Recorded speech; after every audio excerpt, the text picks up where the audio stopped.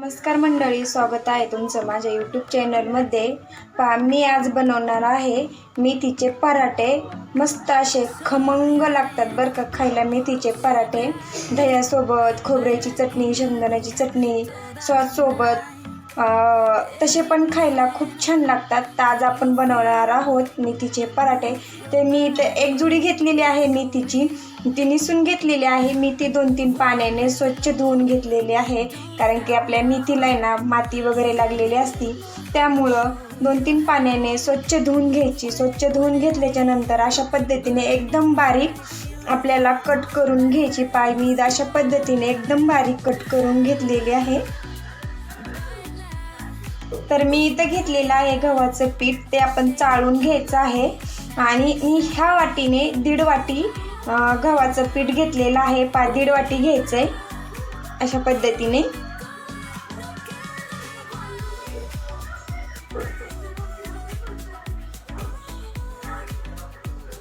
इथं मी घेतलेली आहे भरपूर कोथिंबीर अशा पद्धतीने धुवून चिरून घेतलेली आहे बारीक। आणि इथं हिरवी मिरची, लसूण, अद्रक याची पेस्ट बनवून घेतलेली आहे। आता ही कोथिंबीर आणि हिरवी मिरचीची पेस्ट आपल्याला याच्यामध्ये टाकून घ्यायचं। त्यानंतर थोडीशी हळद घ्यायची। मी इथं लाल तिखट घेतलाय अर्धा चमचा, अर्धा चमचा धना पावडर, अर्धा चमचा जिरा पावडर। असे सुके मसाले घातले ना खूप खायला खमंग आणि टेस्टी लागतात आपले पराठे मेथीचे। चवीपुरतं मीठ घालून घ्यायचं। मी इथं थोडासा ओवा घेतलेला आहे, ते अशा पद्धतीने हातावर चोळून ओवा टाकून घ्यायचा। आणि हे आता छान मिक्स करून घ्यायचं एकजीव होईपर्यंत। मिक्स करून घेतल्याच्या नंतर आपल्याला याच्यामध्ये जेवढं आवश्यक आहे तेवढंच याच्यामध्ये पाणी घालून घ्यायचं आणि छान मस्त असा याचा गोल गोळा तयार करायचा। थोडं थोडं पाणी घालून आपल्याला छान याचा उंडा करून घ्यायचा। एकखटीत जास्त पाणी घालायचं नाही, तर नाही तर आपलं पीठ इथं पातळ होईल। आपल्याला इथं जास्त पातळ नाही मळायचं, एकदम घट्ट गोळा बनवून घ्यायचा आहे।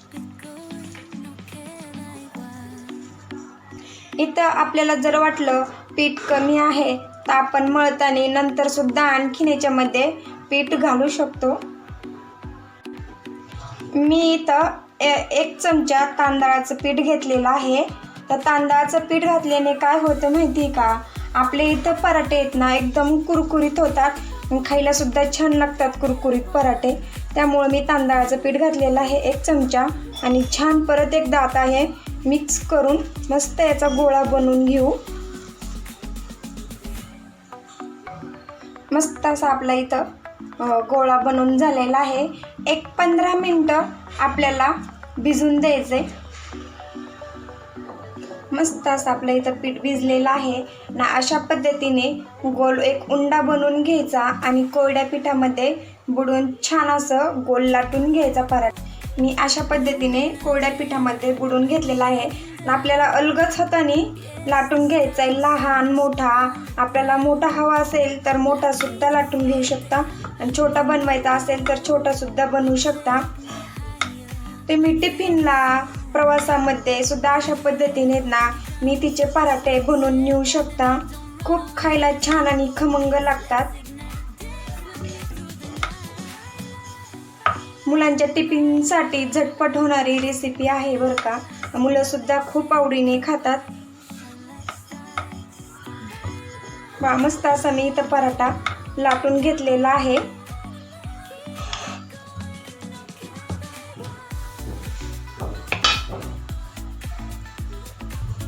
मी आपला अशा पद्धतीने अगोदर तव्याला थोडंसं तेल लावून घ्यायचं।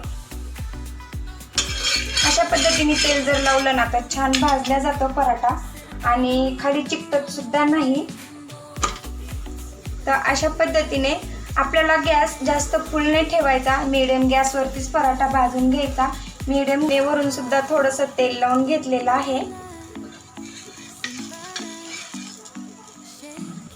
आता आपण पलटी करून दुसऱ्या अंगून भाजून घेऊया।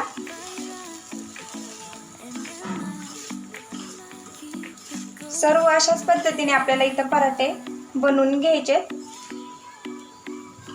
तुम्ही सुद्धा नक्की एकदा अशा पद्धतीने पराठे बनवून पहा, खायला पण खूप मस्त आणि टेस्टी लागतात।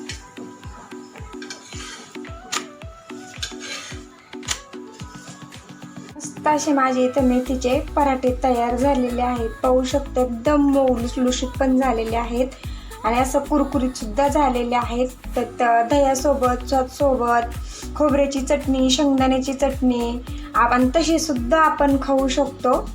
तर अशा पद्धतीने माझे इथे मेथीचे पराठे तयार झालेले आहेत। कशी वाटली माझी इथे मेथीच्या पराठ्याची रेसिपी नक्की मला कमेंटमध्ये सांगा। माझ्या चॅनलवरती जर नवीन असाल तर चॅनलला सबस्क्राईब करायला विसरू नका आणि बेल आयकॉनला प्रेस केलं नसेल तर बेल आयकॉनला सुद्धा प्रेस करा। पुन्हा भेटू असंच नवीन नवीन रेसिपीसोबत, तोपर्यंत धन्यवाद।